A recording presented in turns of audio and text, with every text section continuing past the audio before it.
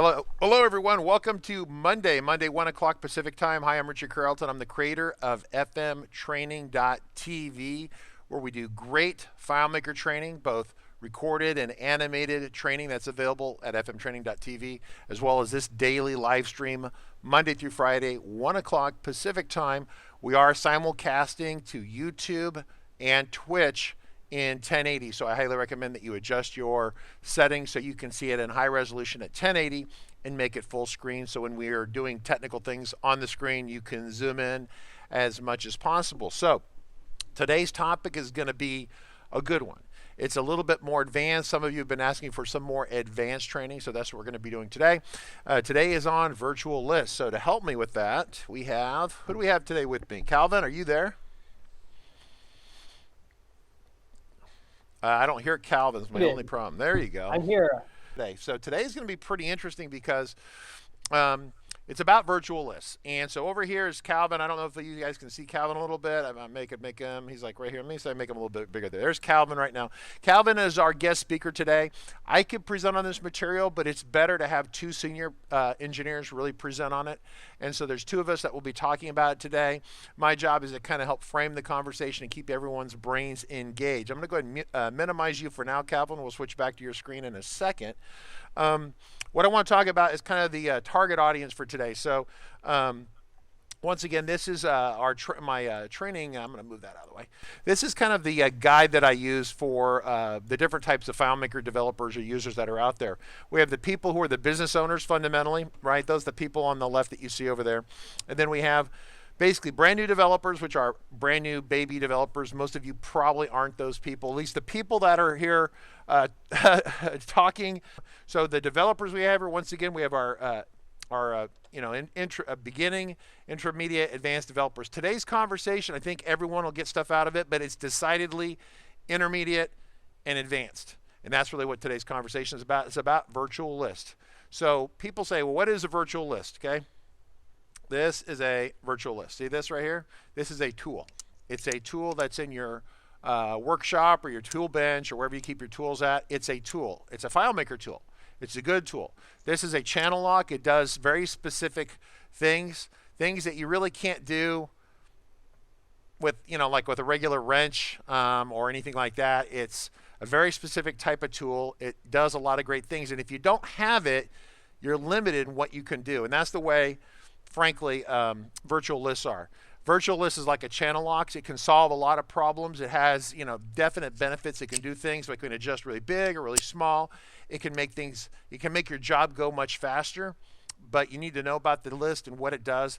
And for those of you who've been watching us for the last 2, 3, 4 weeks, you've seen virtual lists many times.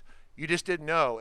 We were in the back there wrenching away on something, and Calvin was wrenching away in the charting video and other videos, and he's wrenching away on virtual lists, and we didn't really call him out for what it was. We didn't say, hey, we're using a channel locks on the charts, but we were. So that's what we're going to talk about today. It's about the tool. And then what you do with the tool is up to you, but that's what that's all about. I'm going to transition, and I will be playing like color commentator, and Calvin will be walking us through the mechanics of a virtual list. But at its most basic level, Calvin, and we're going to switch to your screen here, full screen. What is a virtual list?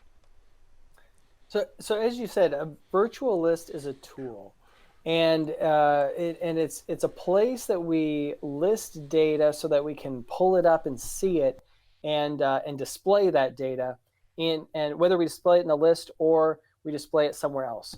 We gather data, we put it in a list so that we can see it and display it. What is a list? What is a list? In this case, we're talking about it could be a return delimited list, and that's what we're using in the charts. So each of these charts that we see in this in the screen, each one is referencing a list of data that we gathered up using our script, and that data is then put into these separate fields and saved there for the current user. Okay, and right there is where you stop and you re-emphasize that point. Okay, so normally when we do reports and charting, and then you're a beginning developer, then you would have, like if you have these three right here, these would be 3 records, right? but they're not 3 records. It's a single block. It's storage. It's a single field value. It's a single variable. A lot of times you see them in variables, but you have multiple values basically in a single storage location. I say storage location generically because it could be a field or a variable, but that's the idea. It's data, and historically, it's data with a return delimited key behind it. So it's data, and you could even put it in JSON or XML, things like that, but you really see it commonly, data return, data return. And remember, each one of those returns is an ASCII 13 or a Unicode 13, which you can trap for that. But the most basic level, Calvin, it's a bunch of data stuffed into a single spot with return characters. At least that's the way we normally see it. Right, and then we can take that data and display it in a portal. We can display it in this case, in a chart or a field, and anywhere where we want to display it. So in this case, we're saving this into multiple different fields, and we are displaying it in charts. So but if we can take another look at how usually when we're saying the virtual list, how is that displayed? And I've got this new demo over here to kind of walk through how a virtual list table would normally be set up. In this case, in the chart, we're using a single record to display the data, and each set of data is saved in 2 fields, one for labels, one for stats. In this example over here, which is probably where we would more commonly see virtual lists in the sense, is there's a virtual list table that pulls that data from that set location and displays it in somewhere. In this case, it's going to be a portal or a list view. So one way to use the tool is for charts. Another way is for reporting and a portal list. So I have this portal here, and this is as basic and cut down as we could make it to explain how it works. And I have this staff button. I can see my 3 staff. I'll select states, and now I see my states. There happens to be 3. I'll select types. There's 2 types, and you could think, how did we make those get the portal to update? Maybe it's 3 tabs or 3 tab panels that we're navigating between. But if we go into layout mode, we'll see it's just it's a single portal. There's no filter on it, and we're looking at this kind of generic columns field. So what's changing is that columns field is an unstored calculation pointing to the field where our virtual list data is being stored. If I want to select over on the view data, here's my list. It's 3 values, return delimited, and it's being displayed in this portal. Okay, so I've already got people protesting that I'm interrupting you, and they just can't help themselves. But you have your defenders here wanting you to go on. But it's important that certain items, I point these out as we go in flight. First off is that the virtual list, if you go back over here to view data, it's important to understand that this is the virtual list. This is the beginning and the ending of the virtual list. There it is. Now, the virtual list can be multiple items, and you could have 3 more over here, like what you saw with the charting. And so your chart would combine that data to that data and then display it.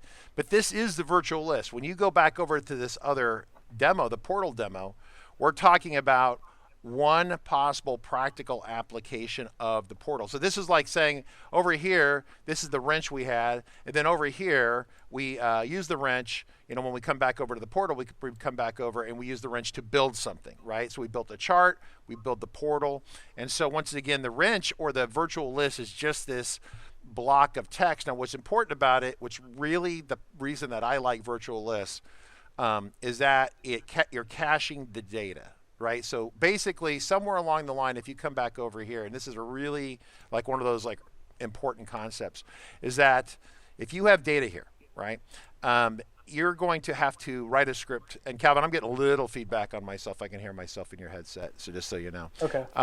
Maybe turn myself down on your side a little bit. But, so what happens is right here is that we have to do a calculation to generate these values. If there was okay, that's a lot of Calvin there. Woo, Calvin. Sorry. Yeah. Maybe next time I'll just live with the noise. But if you come over here, you have to generate, like back over here, if you come to the charts right here, can you come back over here for me, Calvin? And then show us the data here. The important part of this is that the virtual list really solved two problems for you. One is to structure the data and display it in a way that maybe you couldn't see it before. You'll see that shortly. In the case of the chart, it was to cache the data. So we did the math on this in advance, and so when we said just display, all it has to do is just display that, or just display that, or just display that. The idea is that that math has already been done. It's already saved. These aren't calculation fields here. These are text or number fields, or text or number variables, effectively, right? So the data has been cached. The virtual list allows you to pre-save the data, so it generates high performance gains on the other end, because you don't have to do run the calculation again. So two things: one, performance. The other way is to restructure the data in a way that you don't normally see it. So here we could do a chart with sub-summaries that would generate the charts. If we flip back over the charts for me, you could do a sub-summary that would display this. But when you have, say, 100,000 records or 1 million records, and you have all that, to generate the chart could be slow, so you want to cache it and have it there available, so when you display the chart, it's quick. The other flip side is what he's about to show you. Once again, we're saying what can you do with the virtual chart or virtual list, is show data in a way that you normally can't see it. So Calvin, why don't you go ahead and continue, because this is really a cool demo. Okay, so we're using the same table, the same field to display different data. And let's look at what the script is doing. This is a really simple script. All it's doing, and you can see here, is it's setting the data field with the value list items from the specified value list. So either the staff value list, state value list, or the type value list. And I just put that together to make it as simple and straightforward as possible, that we could put anything in here. And I could continue to put in states. Let's put Nevada, Oregon, Washington, and we'll see those show up in there. So however we put that data in there, it doesn't really, we script it, we can type it in. You would normally script it, but whether that's through a loop or through a while calculation or execute SQL, we can use all these different methods to put that data together and stick it in this list, the virtual list, and it shows up the way we want it to in this portal or in the sample. So I have a few different samples of how I'm taking this data and parsing it out and putting it into this virtual list. Let's go look at the first one. And I'm just going to open scripts, and I'm going to say virtual list data by year. Run this script. And so it took my data, which is all the data from my invoices, and put it into that virtual list. And these records, it put it into this field here. And this virtual list table that I have parsed out the data to display it. Now, usually it'd be really difficult to show columns per month in FileMaker, but because we're doing it with a virtual list, you'll see how fast that was. And you could see right over here how many records that processed. It was only 6,000, and this is local, but it's pretty fast. I'm going to say OK. And so let's look at how the table is taking care is looking at the data field and parsing that out. Yep, this is really awesome stuff. It's important to understand, and for some of you who are asking, I can hear your lips moving all the way here in California. Calvin, you can dismiss that for the moment. We said so the chart was about performance, although this one is performant too, but this is showing us data in a way that we don't normally see it. So normally when you would want to see by months, you would have 2017, then you'd have January, February, March, April. Remember, it works. These are effectively sub-summaries of what we're asking, but we have sub-summaries that are in a column, right? What do we call this? Anyone? Do we know what we call this? This is that P word that you were asking about. It's a pivot table. And so we've used an artificial list to create a data. So we pivoted the data from being down this way, these sub-summaries being down the screen, which is something that FileMaker does out of the box easy, to pivoting the data into columns like this. That's the pivot, right? So when they say pivot table, that's where the pivot comes from. You've swung it around, and it's visual. Some people prefer to see it this way. So once again, the virtual list solves performance issues and or displays the data in a way that it would not normally be easy to do. There is no sideways listing in FileMaker with a sub-summary. It does not exist. That's why people say, if you've been watching us train, hey, where's my pivot table demo and this and that.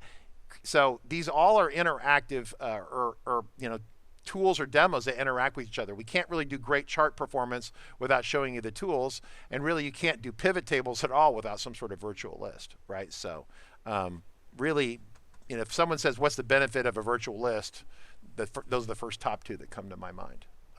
And another good thing about the virtual list is usually when you have one, you're saving it in a global field. In this example, we're using a global field. So two people can be using the same table, but because they're using global fields, they can be running separate reports on the same hosted file and not run into each other on that data. And so I could be looking at one for all of the data for maybe 1 year, 2019, and that's being saved in this field right here, but somebody else accessing the same file on the same server could be doing a report on the entire data set. But because it's global, it's unique to each user who's logged in. And so we don't have it's faster saving it in a global field, and we're not running into each other. If you've ever worked with somebody on a file together, and I'm sure you've run into the instance where you're trying to edit the same layout at the same time, and it gives you a warning that you can't do that, or edit the same record at the same time. And if that data field, if that virtual list field were just a normal field stored normally, then we'd run into that issue. But it's global, so it runs really fast because all the calculations are running locally, and it doesn't run into your neighbor who's working on the same file. One of the folks just commented that that's also called a crosstab, and that's true too. It's a term that I don't normally use too often, but like I said, someone else the other day, there's always typically more than one way of describing terminology, just because it lives in different software platforms, etc. It was like the what they call a composite key that we were talking about relationships, and I don't use the term composite key. I use the term multi-predicate, etc. Things like that. So it's just what you're exposed to. But yeah, the crosstab or the pivot table, basically that kind of concept. So we are going to definitely make this file available for everyone to take apart. We already have, frankly, a more sophisticated pivot table demo setup with a video. This is kind of much more basic. I like this. This would be like probably your first learning exercise. And then the other demo created by one of our other coaches about 1.5 years ago, 2 years ago, is even more deeper than that. It has some more cool tricks with it. So let's look at how this is working and how the data in this virtual list in this field corresponds with the data that we're seeing in the virtual list table. So this is a global field. And you'll see that I have each line is each return delimited line is a line in the report. So you'll see, right, it's easy to see this first column, 2017, 2018, 2019, 2020. And then you'll see each column after that is separated by a comma. So it's comma separated. And that's an arbitrary decision. You could use a pipe, or the key is that you want something that's unique. So if there were commas in your data, you'd want to use something that that isn't, you'd want to use something other than the comma to separate that, because the calculations that generate these columns are looking for the return and the comma to know which data goes where. So let's go ahead and close that, and I will open up the Manage Database to look at our virtual list and show what's going on. So I've tried to make the names make as much sense as possible and be as straightforward as possible. The first important thing when you're setting up a virtual list like this in a table is to have a row number. So each of these rows has a number, and that tells the record which row to point to in that return delimited list in that global field. Here's our data. It's at the global field where we put all the listed data.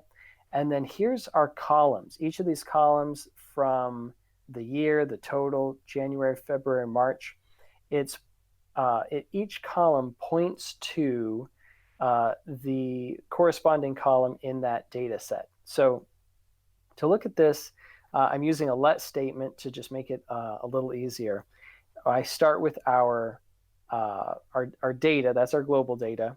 The column number is the repetition of this, and you'll see we have 100 repetitions. You probably wouldn't go that high. I think I'm only using 14 repetitions in my data set.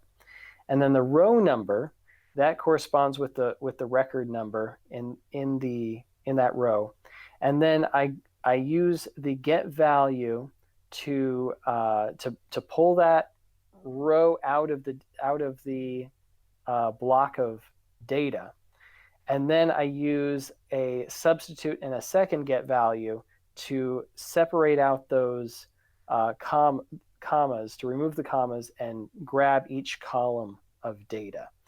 So this calculation, it essentially looks at that block of data and parses it out to know which column it should belong to. So as you look at it, I'm going to cancel out of here. It is pointing, you can see the first repetition points to 2007, and the first record points to 2017. The second repetition in that calculation points to this total here, 4 million, etc. The third points to this 11,000 value for January, and so on and so forth. Let's go ahead and look at that. And as it's totaled, we see the values at the bottom are a summary field. And that's just a regular summary field, but because we're summarizing data based on unstored calculations that are based on a global field, then and we're just staying in one table, it's still pretty fast. Let's go ahead and look at the table view for this and just see how that corresponds, because in this view we're not seeing those row numbers.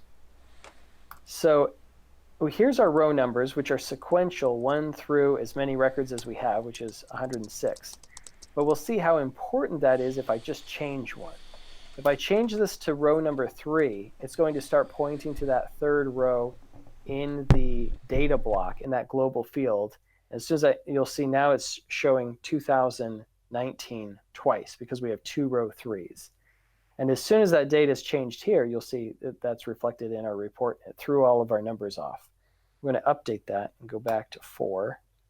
So here it says 2020 again, and you can see that that change is reflected there.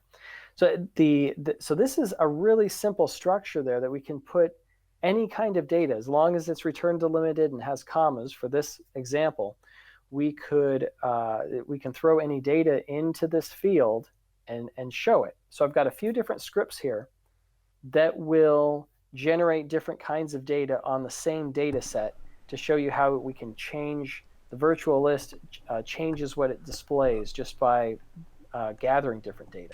Okay. Flint is asking, can I see the Crosslink? Can I see the Crosslink XREF manner that you're using? and I don't know if you covered that or not, because I'm getting your sample file set up for distribution, so I missed what you said. But Flint was asking, can I see the Crosslink cross-reference manner he's using? So how I'm referencing each row in in my global data, is that what he means? I guess.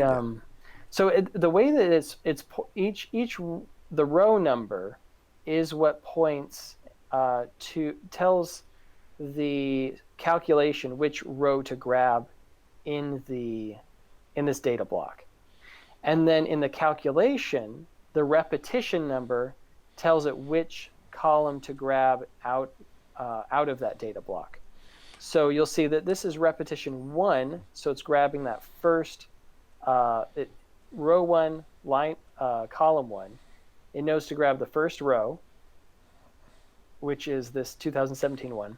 And then the first repetition is grabbing the year. The second repetition is grabbing that second column, which is our total. The third repetition is grabbing the third column, etc., based on those commas. Yep. So I believe if that answers your question, please confirm. Yeah, and then HBH, who's your personal attorney, says, sorry, what is that extend function? Oh, that's a good question, because the extend function allows a value to be extended to all repetitions in a calculation. So this is a calculation field with 100 repetitions. If I remove the extend, the first repetition will access it, and it will not be extended, and everything else will let's just go ahead and remove it and see how it breaks. So the first repetition will work, but all subsequent repetitions will not. So let me go ahead and say OK. And so you'll see that the first repetition is able to look at the data, but the second repetition is looking for a second repetition, and so it's not there. So let me go back to add that extend again. I'm using it twice because I don't want that data to change for each repetition. Yeah, let me help here a little bit with this. So I don't know how many of you have advanced degrees or anything like that, but basically repetitions, virtual lists, and so the virtual lists are items with a return, and so you have values that go down the page. That's basically an array or a matrice. So if you've ever done any advanced math, my second year of engineering calculus, we spent a lot of time working on matrices and things like that. But the idea is like tic-tac-toe or Connect 4 or something like that, where you have a field. And most of the time we don't use repeating fields. We used to use repeating fields back with FileMaker 2 a lot. We don't use them too much. We don't really talk about it that much, but basically a repeating field is where you define a field called first name, for example, and you say, give me 100 repetitions. That's basically 100 additional little cells, like Excel cells that extend down through that. So normally every field you define has only one repetition, so it's a one deep array. Does that make sense? And so then you say, well, I want 100 repetitions, like 100 cells or 100 values. It's basically like a matrice. And so the extend function allows you to kind of extend, virtually extend fields and values that don't have the extension. I mean, what I would do is read it. In fact, Carlton, bring it up. Let's read the definition of that. That would be a little helpful on the extend function. If you find the FileMaker help, see if you can find the extend function.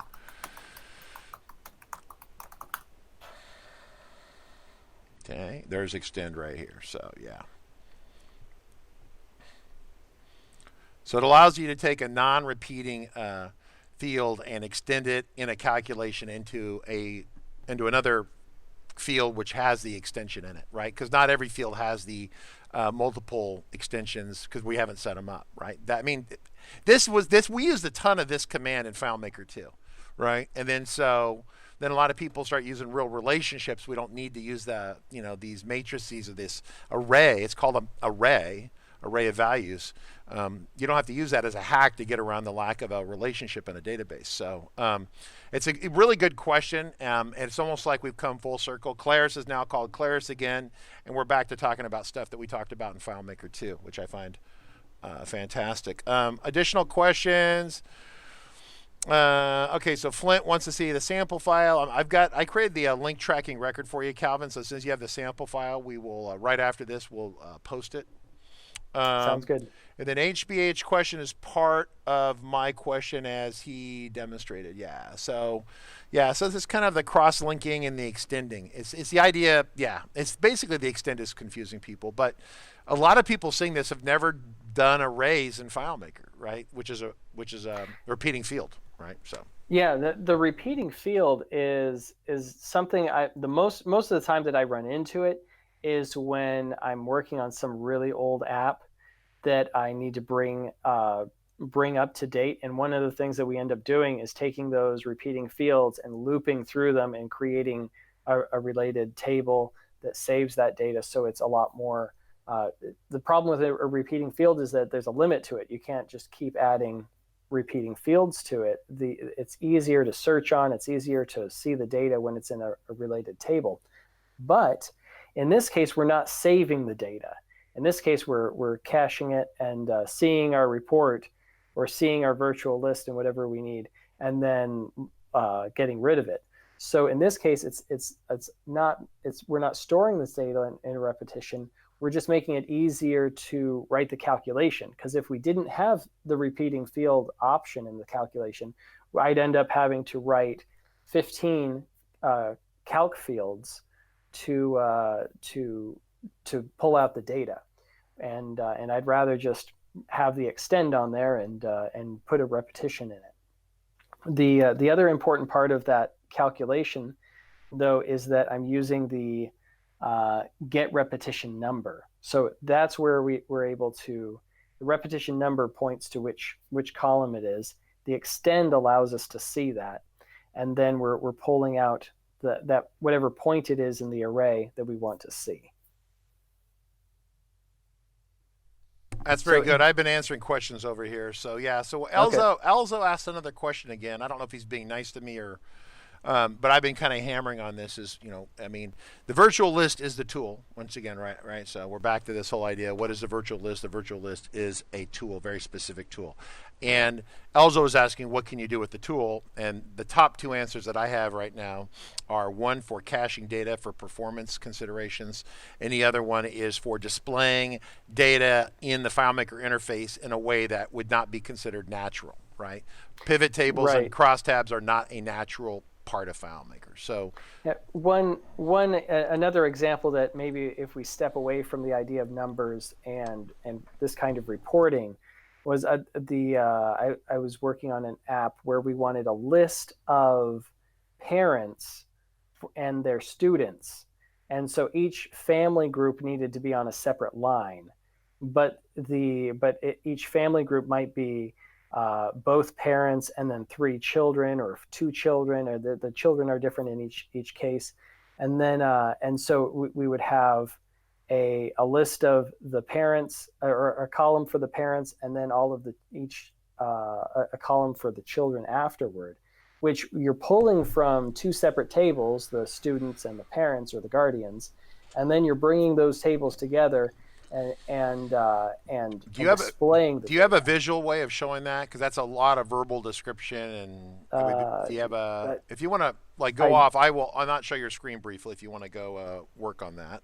So HBH is asking the question about, can this be done with a simple array, no field repetition? So remember, the virtual list itself is an array that's in a single, at a most basic level, it's a single array that's in a single variable or single field, right? It's multiple values. Value, return, value, return, value, return. It's what Christian set up higher, it's Wolfpack69 or whatever his name is. He goes value 1 and then the repetition, wherever that went. Yeah, it's towards the top of there. Value 1 and then the paragraph return, value 2, paragraph return. That is a virtual list. From there, you can do all sorts of things with it.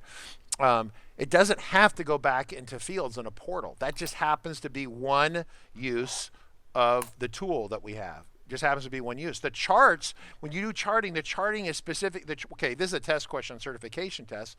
What are the 3 methods that data can get sucked out of a chart? The chart can access the fields in a found set, one, and a local field, local table, and a local found set.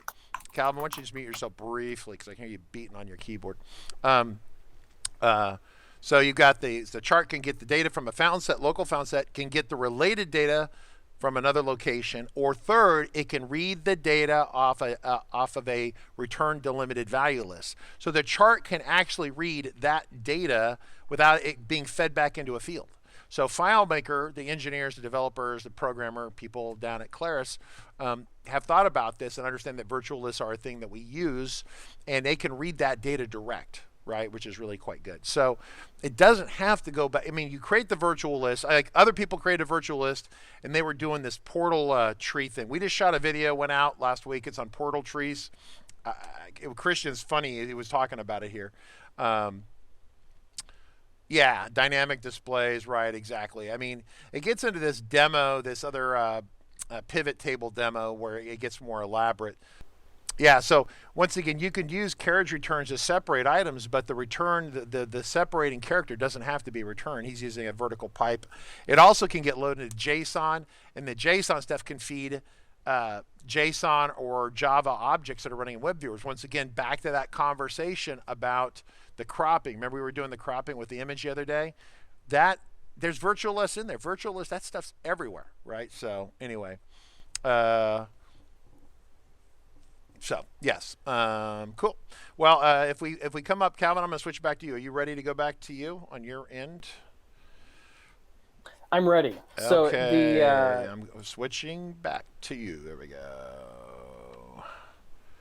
So this is just I've typed out how the data would be displayed, and you would see that there would be one area we're looking at the guardians table. So in this case, we have 1 guardian and then 3 students. In this case, we've got 2 guardians, 1 student. In this case, it's 1 guardian, 2 students. Here, finally, 2 guardians and then 4 students. So in this case, the virtual list would be displaying 4 rows, but it's actually referencing, what would this be? 4, 5, 6, 7, 8, 9, 10, 12, 16 records between 2 tables. And so, you'd have to have some kind of looping script that would go through and put this all together. But the point is, once you have this framework set up and you've decided how you want to separate your data using return characters and commas or something else, you can put any data in there and it parses it out, and then you just have to decide how you want to display that, whether it's in a report or a print list or a portal or a chart or something. In this, with this, you wouldn't display it in a chart because there's no stats. But so that's how it could be used in different ways. You could use it to display data for navigation in your app. You could use it for reporting. Usually, when I'm using it, it's for reporting, and then you could use it. In this case, it was for to see the families and overall everybody that was in the app, but not having to jump between multiple tables or have a portal in a list view. To go back to if we have any questions on that, let me know.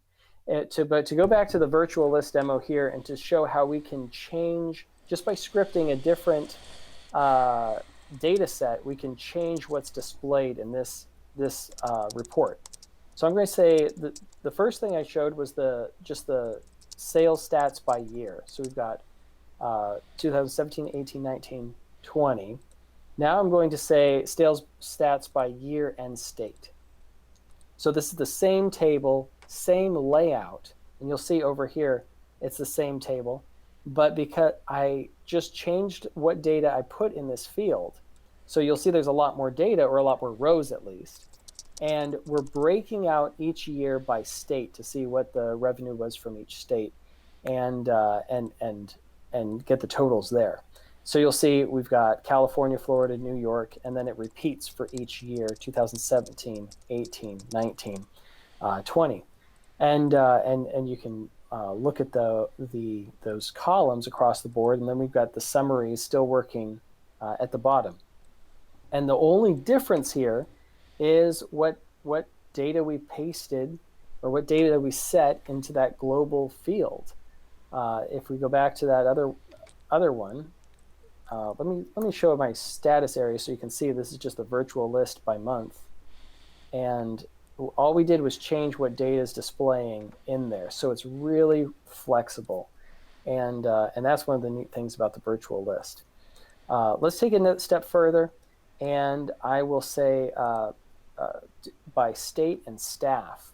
So now, or I'm sorry, by year and staff. So now instead of seeing the sales totals for each state, now we're seeing for each person, Colleen, Jerry, Ryan, and their totals for each month. Then to take it a step further, and again, we're just changing now. Instead of previously we had the year and the state, now it's year and staff. We could change it again though, and I'm going to say year and staff with totals. So here, all we did was just run a different scripts that gather the data and put it together in a little bit differently. So we have the 2017 for each staff, followed by the total for that year. The same thing for 2018, and then followed by the total. You'll notice that I did remove the totals from the bottom just so that we didn't have, if you saw the summary fields at the bottom, then we'd be summarizing the totals twice because we have a total for 2017 as well as each per salesperson for that year. Yep. That's pretty awesome. Go to layout mode real quick for us, real quick here. I just wanted to see that. Yeah. So just so there you go. So that's really cool. So what about the performance? Could you run this on PSOS? And it has absolutely no problem with running them. In fact, doing virtual list is great because then technically you could create the virtual list and then you would have to store it into a field. Either you pass it back as a script parameter or you store it somewhere in a field in a record, and then the clients can access it, right, Calvin? Yeah, so the way that I normally do if we run this on PSOS, which is really the best, if you've got a lot of data, this was running really fast because it was local and it's not that much data. If you've got a lot of data, you're going to need to run that on the server so that it has that local performance. And the way that I normally do that is I run the script with PSOS, and then I return the data in the script result. And then when that script ends on the server, we have the wait for script to end enabled. When I take the result, which would be the data block, set it in the global field, and then it updates. It updates for the user. So in terms of that, once again, he just indicated something important. We talked about this the other day. I don't think Calvin was here. We talked about the fire and forget capabilities of the PSOS. So once again, fire and forget, it's a pilot thing, missile thing typically, but you fire it and you forget about it, or you can fire it and watch it and it gets done really quick and then you get the results back. He's saying that we don't fire and forget, we actually fire and then we stay locked on and we watch the results come back from PSOS. If I come over here real quick on screen, this is another pivot table demo. It's a little bit more advanced. If I come over here, I can say by account, and by changing items over here, it dynamically creates pivot tables on the fly. So the pivot tables are interesting because you can dynamically change the columns. You've already seen it with Calvin, but actually having menu controls where I can say account over here, and then we want to select the item across. We want month or by project or by status, right? And so this is really some neat capability down here. This is a sample file we have. We want to dive into that at some point, Calvin. Are you and I doing a pivot table video at some point? I think. Yes, we are. Once again, I do want to remind everyone, very, very important, that a lot of you have purchased our training, you're keeping up to date with your subscription, but I want to remind you that how you support the channel, how you make sure that we keep coming back day after day, is to make sure that you purchase and stay up to date with our training. If you, we have a complete training bundle here. Once again, I have to do the shameless plug. I know it bothers some of you, don't want to hear about it, but it's part of why we do this. There has to be at least a small commercial somewhere. So this training hour has been sponsored by fmtraining.tv. And so we have a complete bundle, which includes all our tools and a copy of FileMaker. And then we also have the video only training. You can get $50 off of these by emailing us at support@RC Consulting. And the tech support team there, the coaching team, is happy to answer your questions. They will give you the coupon so you can get either one of these $50 off. Save some money on that. So if the data that should fall into a designated row should change down the road, it screws up the mapping dynamic workaround, right? That's what he said, Calvin. Did you catch that? If the data changes, like if the designated row should change down the road, it screws up the mapping, right? So yeah, I mean, obviously. Well, yeah. So that comes back to something I did want to point out before we end. So here I am designating with this layout that column 1 will be the label, column 2 is the total, column 3 is January. Now the last report that I had is to illustrate that those are flexible. So if I select sales stats by quarter, I don't want to see the months. I want to see quarters.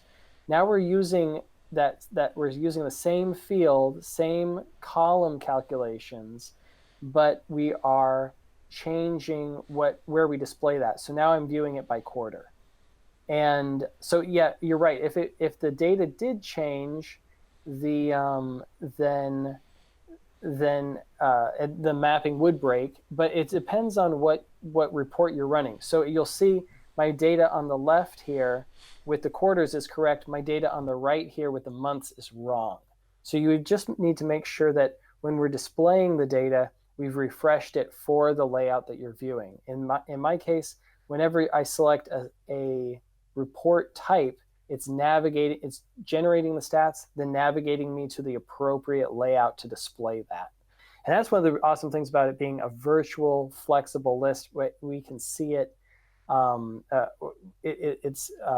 We display it in the way that we want to see that data then. Sometimes you'll see virtual lists for reporting. They put everything in a variable and then pause the script at the end so that as soon as you end the script, the data disappears because they don't want you to see data that doesn't match quite right. In this case, we're using a global field because it's easier to illustrate than using a variable. I hope that answered the question. Yeah, hang on. I'm sorry. 1 second, Calvin. I was talking there and you couldn't hear me. So HBH had a clarification on the question. He was saying, as you pointed out, if the data that should fall into the designated row should change down the road, it screws up the mapping and dynamic workaround. Then he said road number after that. So, yeah. Yeah, so the row number, you'll want to make sure that those are sequential. So if I did remove, say, row 10, it's going to it would throw things off, or and it wouldn't look right. So this table, there's the only data that's actually stored in this virtual list table is the row number.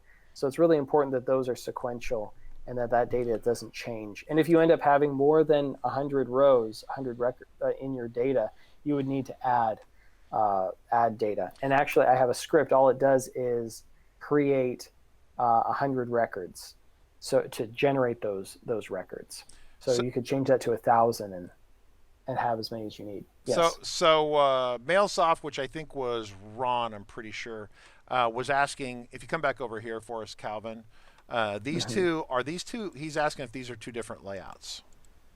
These are two different layouts, yes. So this layout is virtual list year and quarter, I think. Virtual list month, quarter. It should be year and quarter. And then this one is virtual list by month. So we're seeing the columns as each month. This one, we're showing the columns as each quarter. Go to layout mode on both of them for us so we can just look at that. Just absorb that a little bit. Yeah, so we'll notice one of the biggest differences is that obviously these labels, the column labels are hard-coded. And you'll see some examples where they're dynamic. Yeah, that was that other pivot table you showed where they were dynamic, right? So it's a little bit more advanced demo. Right. Yeah, I didn't want to get into that part of it, but that's another option that you have. And then you'll see in this case, we're only showing six repetitions. In this case, we're showing 14 for all the months. Quarters only need 6. The months need 14. Yeah, because yeah, 14 so we're basically using the same field. We're just we're dynamically readjusting it in flight, right? So yeah, it's interesting. It's very, very interesting. Boy, I tell you, it's even for me, it's a lot to absorb because there's a lot of mental gymnastics here. But you realize that this is the same structure here. We're just showing more of them here. We could make the tops dynamic. You could if we go back over this other demo here. Let me see if I can go back to FileMaker here. Look at this demo here. It's hard to. You can see this down here. It's in a. It's in this other piece down here. But if so I say by account, if I change the status right here, the labels here at the top are dynamic. So it's doing what Calvin's doing, but it's dynamically. It's not jumping layouts. It's dynamically repurposing the columns like he was doing, but it repurposes the label too. And so this demo here, so like Calvin's demo is like the basic demo, and then this is the more advanced model of that. So once again, we will what today was a conversation about wrenches, not about the car that we make with the wrench. And I understand that we're answering questions, but we will discuss just the car that we make with the wrench on May 4th. Is that what it was? May 4th. Yeah, May 4th. We'll be back for that. Can this be done with previous versions of FileMaker? The answer is this stuff was all originally invented back in like FileMaker 7. I was looking at some virtual list stuff. Once again, the extend command that we saw, that goes back to FileMaker 2. That's how far that goes back. So yeah, you can do this. If any of you here are using before FileMaker 7, you just need to turn in your ID and just, because I have to find a computer that could run something that old. I do have a Mac Plus in a box I could probably get running for you. That's some old stuff. The extend function's so old, they just say it originated in FileMaker Pro 6 or earlier. They don't even remember if it was. Well, I saw it in Pro 2 is where I saw it, so that was pretty amazing. So yeah, it definitely supports there. A couple more comments. Peter, could you use the first row as the column labels? Absolutely. There's no question you could do that. In fact, in this demo over here, that's what this is. If I go to layout mode on this one, you could see that. They actually created dynamic labels headers there, but you could drop those and just load them into the field 1 here. But that's this demo here, which is a little bit more advanced because the column headers here are dynamic. And this one with the one that Calvin has. Yeah, I mean. And it's just a matter of setting that data. So if we could do that right now while we're talking about it. And let me just refresh this by quarters. And so there's our quarter data, and I'm just going to put another line in here and say year total Q1, Q2, Q3. I'm putting spaces in here, which you wouldn't want, but Q4. Now now we've got a row of headers in there. And because I didn't prepare this to show that, they're showing as dollar amounts, but yeah, it's just what you have in this block of text and how your layout's handled to set to handle that will allow you to set those column headers in that data block. Lastly, we have a question from Andre who's asking, why are you using the row number with actual numbers when you could just use the AutoCalc get record ID?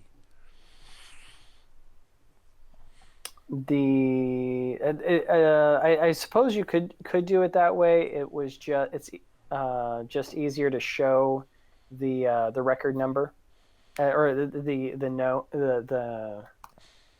the column, the number like the that. Columns, yeah. Yeah, I mean, this gets back into if we do say get record ID in that calculation, we're not seeing visually how each row is numbered. But yeah, that could be done.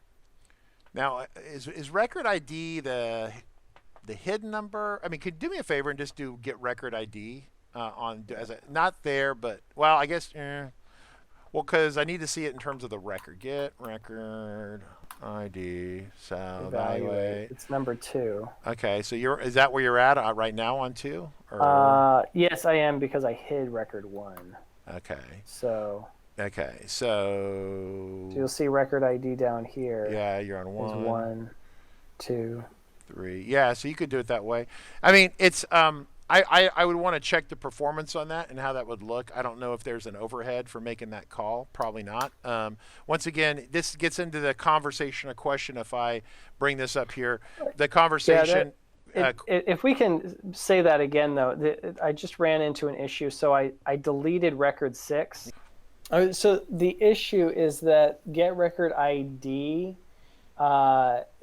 if we delete a record or if something happens to that data, we can't just reset it.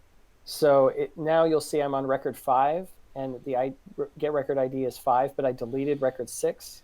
So now the next line is record 7. So this is a fresh. I keep losing track of some of these get functions. So record ID is the one that resets when you clone a file. Is that the one that resets when you clone it? I think it does. Yeah. So yeah, you're gonna have gaps in numbers and things like that. Pull that up. So yeah, see, that's the problem. It keeps auto-correcting. It's the poor guy over here had the same problem with that. Brisbane, well, hi, hey, Peter from Brisbane. Yeah, so there we go. So it returns a read number. The number returns generated by FileMaker when the record is created. It does not change. If the current calculation is stored, it may not return a consistent value. ODBC data sources. So yeah, this is where you have, if you delete records, then you have gaps in your action. I think is that the I think that's the one. There's a couple different record get functions in here, and I'm spacing out, Calvin. But there's the one that resets when it's a clone. I mean, there's the one that's the count. It's like your count number, right? You have a get found set, right? You have to get the count, and you can figure out where you're at in the count. Record. No. Record, my friend. Record number. Yeah. Record number returns the relative place. Depending upon the fine criterion sort order. That's what I think. That's what I think people are thinking about. Record ID is something that is like the holy secret number of a record, and when you delete it, it doesn't come back. You could have gaps in the action, and you can't undo that. The only way to undo it is basically the record ID is FileMaker's under the hood primary key that you don't get to play with. It's every record in the FileMaker system has its own primary key that has nothing to do with you. It's called record ID. In the old days, you could never even see it. It was gone. It didn't exist. It was under the hood. You could get to it some ways if you knew how. Then they exposed it, but the idea is that it won't necessarily give you a consistent numbering on that. So that was a good question by Andre. You could probably use get record number, but then once again, I'd be concerned about performance with get record number. Thank you, Calvin, for being awesome. Once again, reminder to keep your training bundles up to date, and feel free to get a discount on these if you want. Email support@rcconsulting.com, support@rcconsulting.com. If you have a question or if you want a $50 off coupon. That way you can show your support for the channel. Really appreciate all the hard work. So with that, any final questions? No, that looks good. All right, have a good day, everyone. Thank you. Goodbye.